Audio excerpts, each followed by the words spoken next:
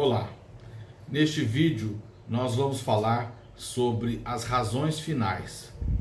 As razões finais estão previstas no artigo 850 da CLT.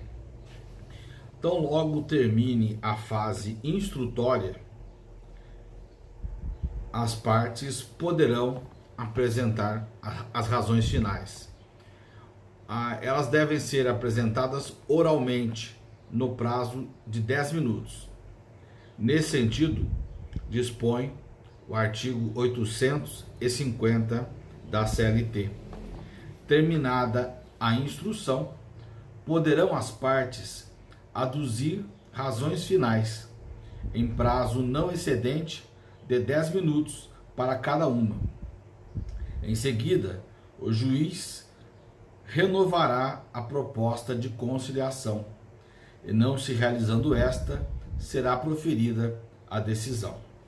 Então, as razões finais podem ser apresentadas após o término da fase probatória, após o término da instrução processual. Elas são facultativas. As partes não são obrigadas a apresentar razões finais.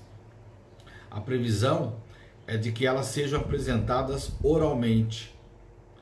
Alguns juízes do trabalho não deferem prazo para apresentação oral das razões finais ao término da audiência de instrução, mas facultam as partes apresentar razões finais em forma de memoriais, portanto, por escrito, antes da sentença.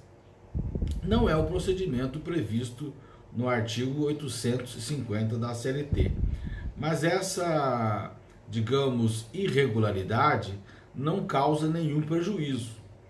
O que não pode é a parte deixar de apresentar razões finais nas hipóteses em que ela deva ser apresentada, como, por exemplo, na ocorrência de alguma nulidade processual na audiência de instrução, conforme dispõe o artigo 795 da CLT, se ocorrer nulidade, a parte interessada deve arguí-la na primeira oportunidade de falar na audiência ou nos autos, de forma que, se ocorrer nulidade processual na audiência de instrução, a primeira oportunidade de arguí-la é nas razões finais, de forma que, se a parte não apresentar razões finais para nela arguir a nulidade que ocorreu na audiência de instrução,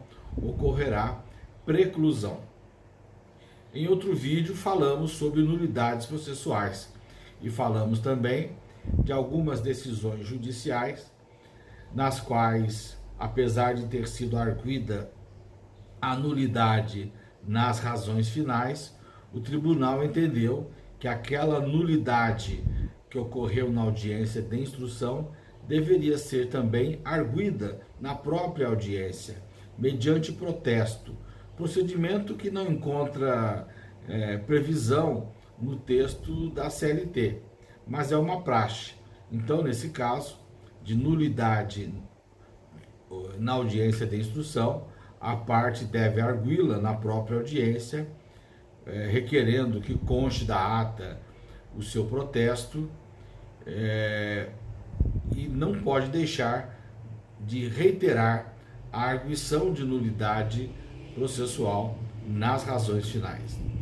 Outra importância das razões finais. Muitas vezes, após a audiência de instrução, na oportunidade das razões finais, os advogados podem ressaltar alguns pontos da sua ação ou da sua defesa que não foram bem atacados pela parte contrária.